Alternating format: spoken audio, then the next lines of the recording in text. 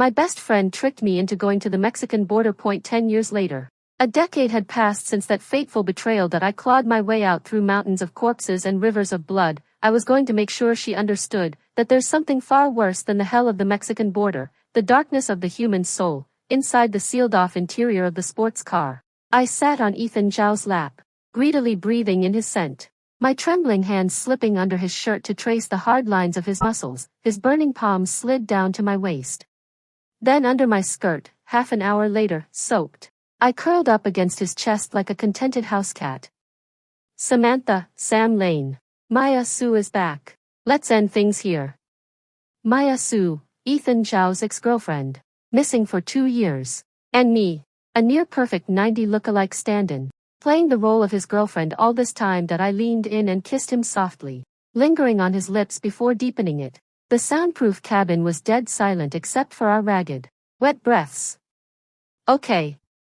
My voice was hoarse when I pulled away. His dark eyes searched mine, after 2 years together. Even a dog would have earned some affection that I straightened up, putting distance between us, forcing down the storm in my chest, biting my lip. I asked carefully, Ethan Zhao, I want to stay on the team, as your engineer.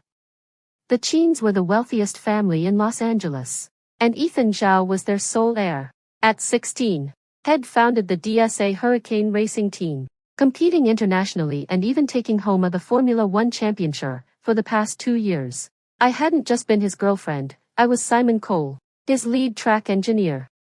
Squeezing every last drop of performance from his cars, Ethan Zhao traced my face, so much like Maya's, his expression unreadable. But with a flicker of something like grief, this was the ruthless crown prince of LA. A man who wore Buddhist prayer beads like trophies, drenched in blood debts.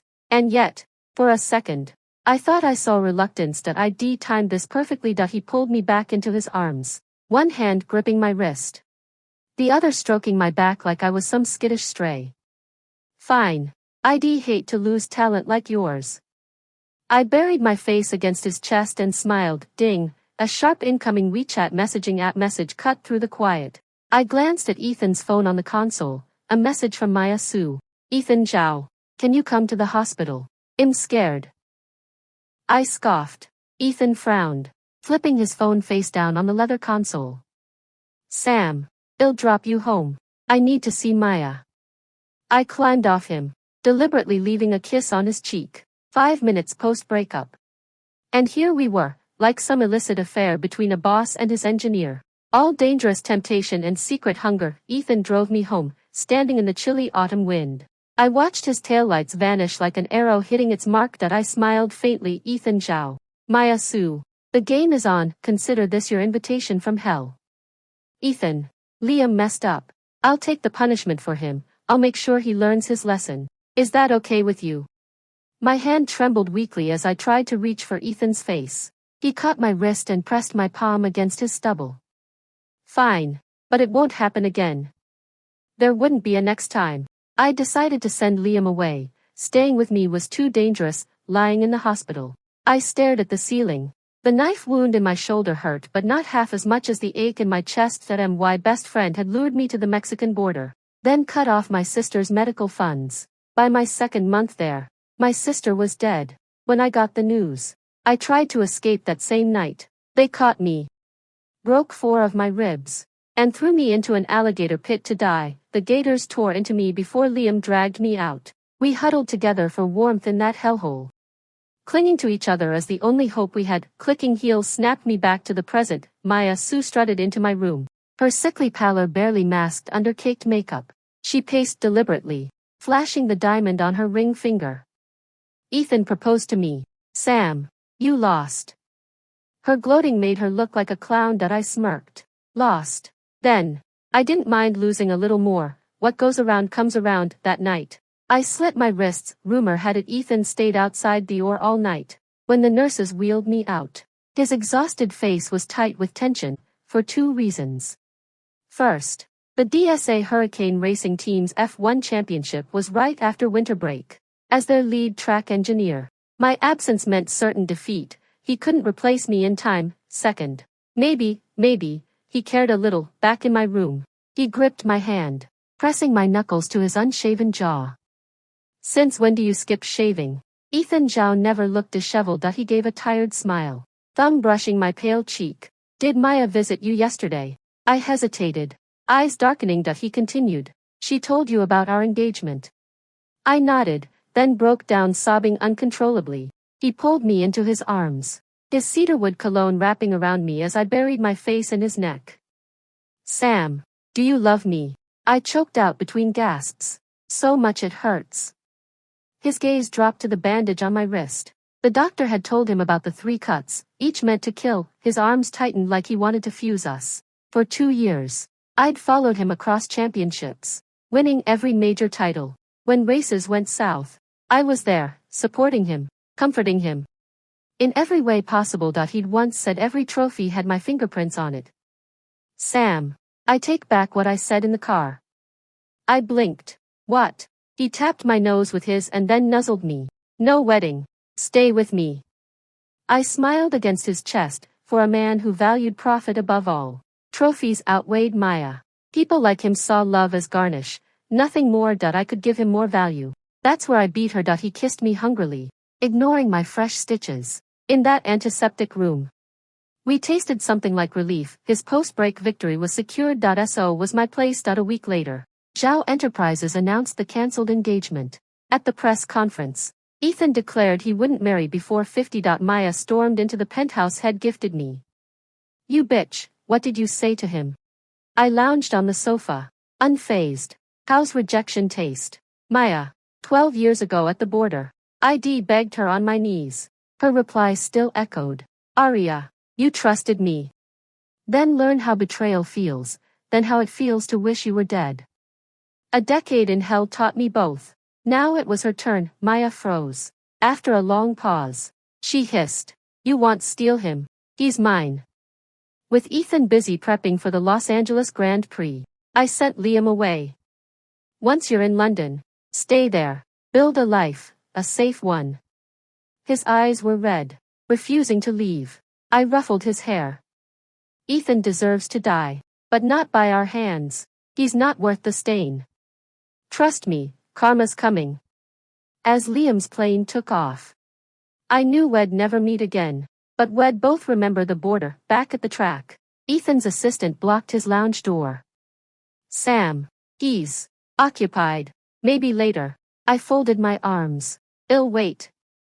The door soon opened, revealing Maya, flushed, hair mussed, neck dotted with marks. Inside, crumpled tissues littered the floor. Ethan stood by the window, adjusting his pants. I'll walk Maya out. I offered. He grunted dismissal. At the door, Maya sneered. He's reconsidering our engagement. Zhao and Su united, that's power. I smiled. You believe what men say during a handjob. The Zhaos were LA's wealthiest. The Zus weren't even in the top 10. Also, Maya, you'll spend your life jerking him off. Find some clueless guy instead. Her hands shook, confirmation. Ethan still refused to sleep with her. Back inside, I eyed Ethan, rekindling old flames. He pinned me to the couch, looming over me. She was upset. Sam, I kissed him hard, biting his lip. Did her hands feel good? When he froze, I shoved him off. I'm skipping tonight's race. Need rest. He grabbed my wrist. Sam, are you jealous? I didn't turn. You shouldn't have given me hope at the hospital. You trample on people who love you. I'm taking a month off, leaving LA. That night, his team lost, after an assistant mixed up F2 and F1 tires. Ethan fired him on the spot. Another loss in 3 days would disqualify them for the season. At Harper's Bazaar's gala the next evening, Maya publicly branded me a homewrecker. A circle of socialites joined the harassment. Pathetic. After the border, this was child's play. I mouthed to Maya. Pride comes before a fall. A voice cracked like thunder behind us. Ethan strode over, eyes glacial. Who upset my girlfriend? Silence. Maya quivered. Ethan, I apologize. When she fled, he took me to his Beverly Hills mansion, a rarity. He never brought women here. Too many secrets, like his severe heart condition. His pre-race ritual included GSS brand cardiac stabilizers to survive high speeds. I learned it from his medical files. That night, as he reached for his pill bottle, always kept locked away. I entered his study. I snatched the pill bottle from his hand, fished out a blue-green tablet, and slipped it into my mouth, with a smile. I hooked my arms around his neck and kissed him, pushing the pill past his lips with my tongue. Good luck tonight. Your car's tuned to perfection, no room for error. Ethan lifted me into his arms. After this race, I'm taking you to Europe. For the first half hour, everything went smoothly. Then, rain started drizzling, slickening the track. 3 cars spun out, but Ethan's control was flawless, his passes smooth as silk. I noticed his tactic, grinding the tires to heat them faster. Risky but effective. Over the radio, I urged him to pit for dry tires. He ignored me. On lap 35, his car veered off course in a catastrophic crash. At the hospital, doctors warned the Zhao family to prepare for the worst. Investigators blamed the track conditions. Only I knew the truth. Ethan's heart had failed. That pill wasn't GSSR. It was the one ID hidden under my tongue. I wanted him dead. For 2 weeks, I kept vigil at his bedside. Maya visited once, but after hearing he'd never wake up, she vanished. I washed his body daily, read to him, and whispered sweet nothings. Ethan, wake up. Win or lose, we're going to Europe. I traced 3 characters in his palm. I love you. A month later, his eyes fluttered open. Sam, he rasped. Marry me. I kissed his cracked lips, tears splashing his cheeks, but I knew Ethan had never been comatose. I'd figured it out the day they moved him from ICU. The water glass on his nightstand had shifted 5 centimeters. No one else had entered. He was testing us all, had heard every word when Maya hissed at me in his hospital room. Pathetic. You'll be wiping his piss for the rest of his life while I move on. Soon after, a video of Maya being gang raped at the Mexican border went viral. Only 2 people had that footage. Ethan and me. Proof had been awake when I leaked the trail to the Sue family. They traced it back to Ethan. On the day he woke up, Maya stormed in, slamming evidence onto his bed. Why would you do this to me?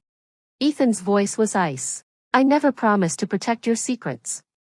The Zus disowned her. Without marriage value, she was trash to them. Lover betrayed, family abandoned. Now, she knew 1/3 of my pain. Ethan missed the championship, so he organized a private canyon race. When I asked to join, he gifted me a 3M supercar to modify. He let me tweak his vehicle too, but posted guards to watch me. Typical Ethan.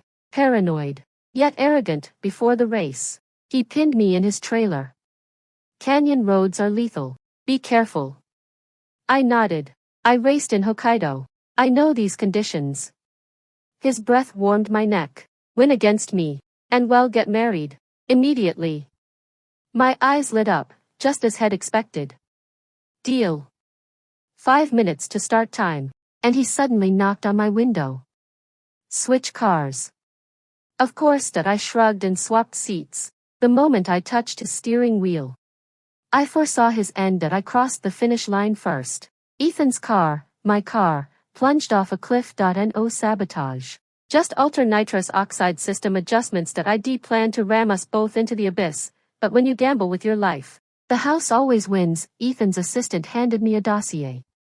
Sam, he was investigating you. We falsified these reports. I frowned. Why? Behind him, young men stepped forward, faces I recognized. Were the 10 you saved at the border. Ethan got what he deserved. One said that I in a Los Angeles slum. I found Maya. She'd seen the news. Ethan's dead. Now you're nobody. I leaned in. Maya. Aria. Her face drained of color. You dumped me at Ethan's border factory. Thought I'd die there. She recoiled as I continued. They locked me with hyenas. I bit through its throat. Then wolves. They tore me open, so I gutted one with my hands. Later, a cartel boss took me to Central America. 10 years. Maya. They called me Xidagarba, the demon who walks through hell. I rebuilt this face through 23 surgeries, and I sent you to taste your 2 years of hell. Maya curled into a ball, whimpering. How does betrayal taste now? I whispered. You were my best friend. As I left, 4 men approached. Xidagarba is our target inside. I walked away without answering. Time to return to Central America. To save more children, Maya, knowing you was my nightmare, but I won't wallow, I'll use this nightmare to light others' way.